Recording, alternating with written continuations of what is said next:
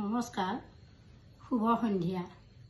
উত্তৰ গুৱাহাটীৰ পৰা মই শ্ৰী দময়ন্তী দত্ত, মহীশূৰৰ অসমীয়া ভাষা সাহিত্য চৰ্চাৰ মঞ্চ পোহৰ জোনাকীৰ প্ৰথম বৰ্ষপূৰ্তি অনুষ্ঠানৰ প্ৰাক্ষণত অনুষ্ঠানটিলৈ শুভকামনা জনাই পাঠ কৰিবলৈ লৈছোঁ হীৰেণ ভট্টাচাৰ্যদেৱৰ এটি কবিতা। ভুলভ্ৰান্তি হ'লে শুধৰাই দিব বুলি আশা ৰাখিছোঁ। কবিতাটিৰ শিৰোনাম মোৰ দেশ।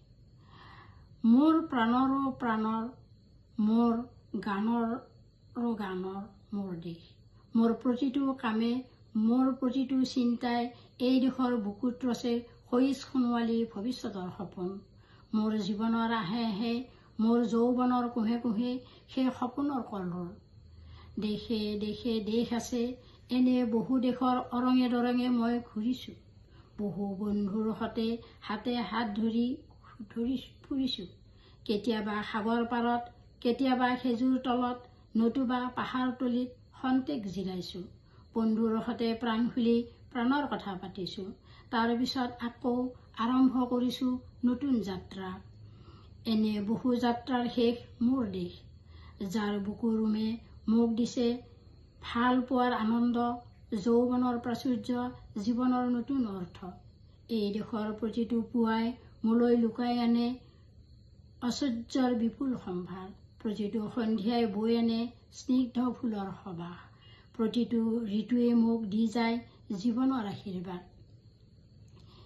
এই দেশৰ বাবে মই জীয়াই আছোঁ। এই দেশৰ বাবে জীয়াই থাকিবলৈ মৰণপণ কৰিছোঁ। ৰনোৱা, বনোৱা, হালোৱা এই সকলোৰে মাজত মই আছোঁ। মোৰ দেশৰ বাবে অনৈক্যৰ মাজত ঐক্য হৈ, বিৰোধৰ মাজত সংহতিৰ সম্ভাৱনা হৈ মই আছোঁ। জীৱনে মৰণে শয়নে সপোনে এই দেশৰ আহ্বান মই শুনিছোঁ। শত্ৰু মিত্ৰ সকলোকে মই চিনিছোঁ। সিহঁতৰ অন্তৰ মই বিশ্বাসেৰে জিনিছোঁ।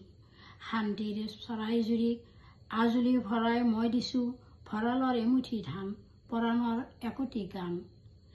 আৰুতো মোৰ একো নাই। মোৰ দেশ, মোৰ কল্লোলিত সপোনৰ উত্তল তৰংগই মোক লৈ যায় গভীৰৰ পৰা গভীৰতলৈ, আদৰ্শৰ কঠিন পৰ্বতলৈ। ধন্যবাদ।